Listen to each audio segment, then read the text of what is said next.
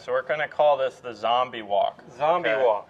So what the zombie walk looks like is we're going to make our arms go completely limp, and we're going to figure out how to make our arms move.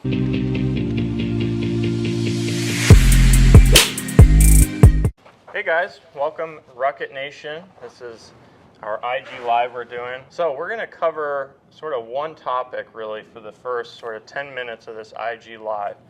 And it's really going to be talking about flow, Milo. Okay, something you're sort of famous for at this point. No, I'm not. I'm not famous for anything. So in that sort of that tour-like flow you see probably at those guys at Bay Hill this week, right? But we're going to show you how to build it up at home so you can take it to the golf course. Milo, take us away. So in order to build flow, first thing we have to do is understand what it even is. So what flow is, it's getting the pressure to move from foot to foot, leading the motion of our body and our arms and the golf club. Okay? So the first little drill we wanted to do, we just came up with a nickname for it. On the fly. On the fly. And what was the nickname there, Henry? Okay, so we're going to call this the zombie walk. Zombie walk.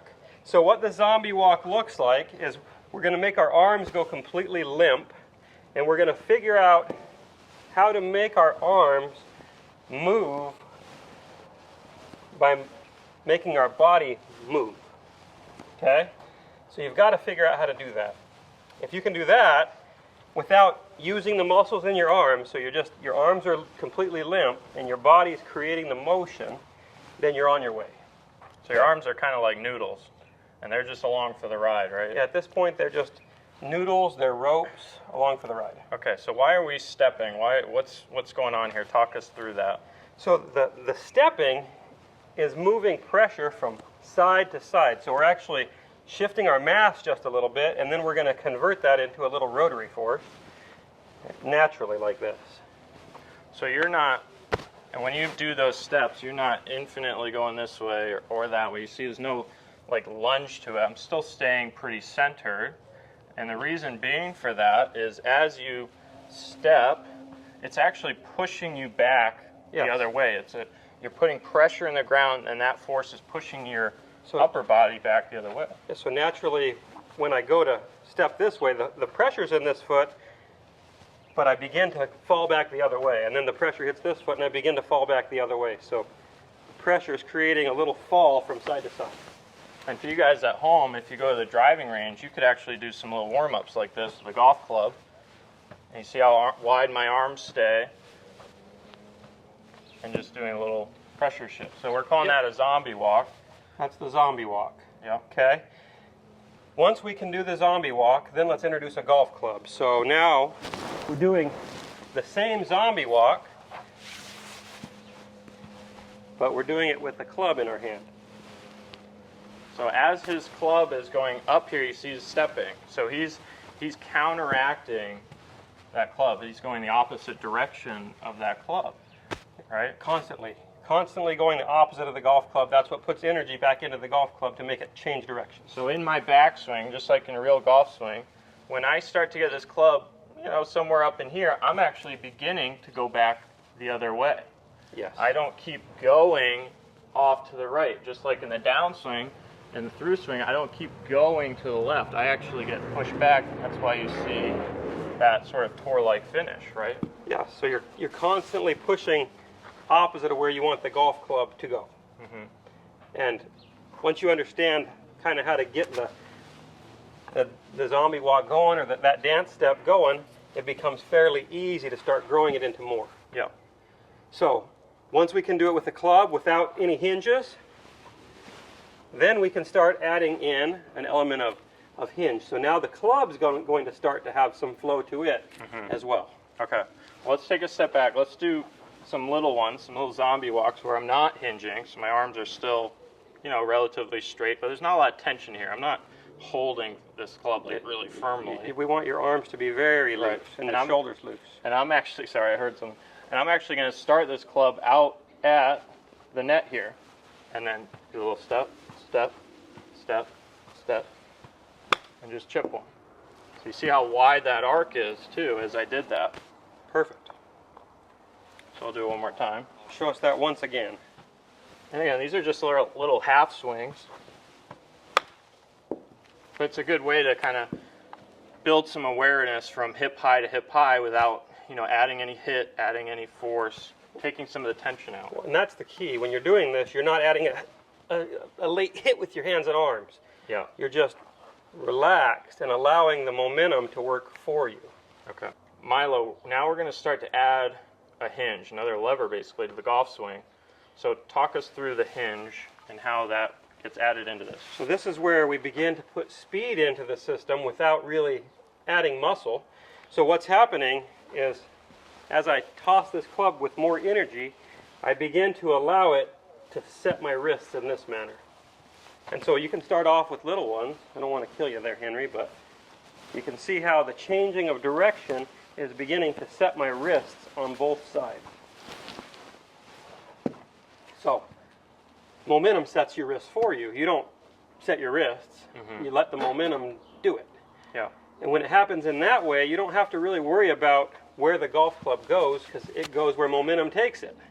Now wait a minute, you're telling me that the club is going to get in certain positions just based on our sort of flow and sequence. That's what you're telling me. That's what I'm telling you. And that's what the best players in the world are doing. They're understanding how to athletically get the club to move where they want it to versus forcing it into positions, right? Yes. Okay. So, and that's what I like about this little drill. You know, it looks funny. If you guys did this on the driving range, you'd probably get some looks, but you'd have an awareness and understanding that this move right here drives that club up for you, just like if I was going to throw this club into our neighbor's yard here, that little press and turn, that set it up. Yep. And just like the fall back would bring the club back down for me. So then the club's going to find its plane on the way down because of what's happening with the fall and how pressure moves. You don't have to manually move it anywhere. Okay, so let's try one with a little hinge now. So it's probably going to be, what would you say, 2/3, 3/4 swing now Sure, at this let's point? go 3/4. You see I'm adding a little hinge now. A little looser in those wrists. Good. Okay. And I'm not so worried about the contact here.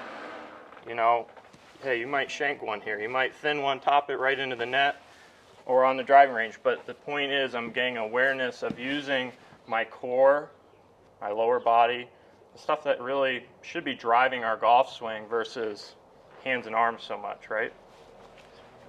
We'll do it again.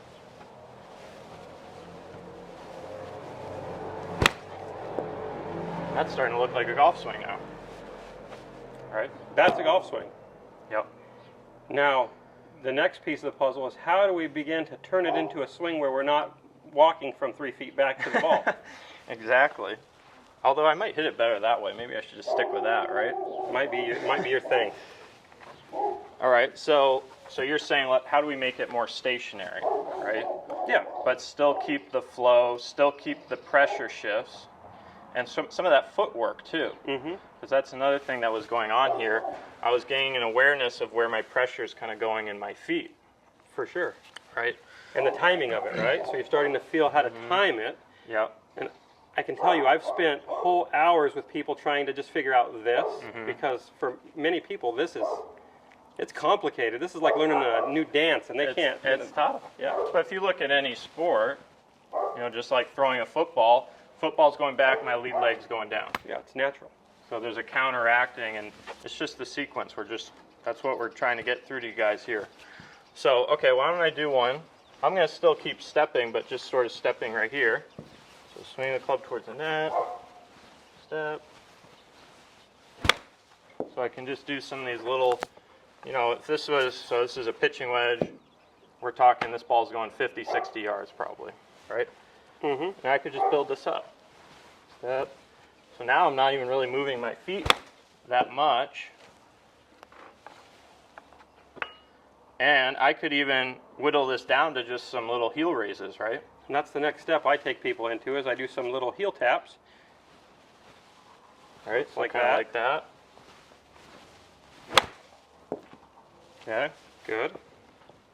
Now I'm going to add one little element to this that I know you like, and that is a trigger, okay? Well, this is the trigger. It's just, once we set up the club behind the ball, you can't move the club forward or you'll move the ball forward.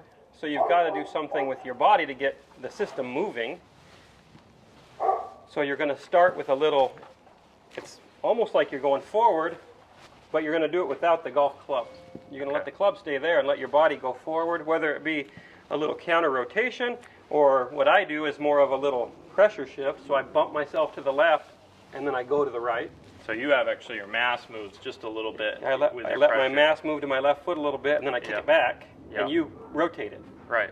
So you could think of this for you guys that work out in the gym and you do some type of cable pull. You don't just merely pull it like that. You actually move into it first to pull that cable back. It makes it a lot easier. Right? Exactly. So, okay, so basically what I was doing before was starting it out here. So you're just saying, without actually putting the club out that way, feel like I do that with my body, right? And that's my trigger. So I'm going to kind of do these little heel taps again. Trigger, go. So now I'm starting to feel that flow. I can feel it in my feet, and I have an awareness of what's going on down here versus so much my hands and arms. Yeah, it's pretty good. Right? And I bet if I slow that video down and watched it, I bet I would see a little action in my feet too. You know, even maybe a little heel raise in my left foot. So I'm going to do it again. You should use that trigger. That's my trigger. You like that? Yeah, I like it. I kind of went, my head kind of probably went a little forward. Yeah, I liked too. it. It's good. So, Milo, we also have a kettlebell out here. So maybe there's something we could do at home to kind of rehearse this as well. Well, this kettlebell's dual function. It's keeping this mat from flying away when you smack the ground. But this one's super heavy. I don't know if I would recommend using something this heavy. This thing's like 25 pounds or something. I just wanted to test you. But you can start to feel how your body counters the weight of this kettlebell. And I want to point out to you guys how centered he's staying. You see that kettlebell's moving down now the other way. He's not, because that kettlebell's heavy, he's really having to work hard for it, right? But he's pressure shifting, and it's keeping him fairly centered. He's not wandering off into our pool over here or this wall behind me. I can't let my mass continue to go because I need enough mass to offset this weight. Yeah. This thing's heavy. Yeah. So I've got to start moving my mass back the other way. As this kettlebell gets to about here, my mass has to start going the other way, otherwise I'm going that way. Yeah. So that's a great exercise you guys can do. Maybe use a little less weight, but great exercise you can do to sort of build up that flow, the pressure shifts, and you know, you're also turning as you're doing it. I think that's one thing we haven't really mentioned yet. You know, I did say he's not moving, you know, laterally or linear for a long period of time. He's centering up. Well, right? the key to that is I turn that linear motion into a rotation. That's what keeps me from wandering that way.